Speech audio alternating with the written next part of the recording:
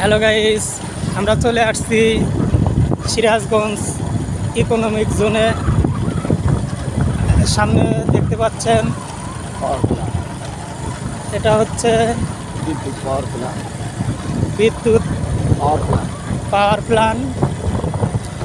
খুব সুন্দর একটা রাস্তা হচ্ছে পাশ দিয়ে। আমরা মোটর সাইকেল বাইক চালিয়ে যাচ্ছি আর একটু ভিডিও করার চেষ্টা করছি, সাথে আপনাদেরও একটু দেখানোর জন্য একটু ভিডিও করলাম। এই যে দেখেন, খুব সুন্দর দেখা যাচ্ছে, দেখলেই মনের মধ্যে একটু শান্তি বিরাজ করে।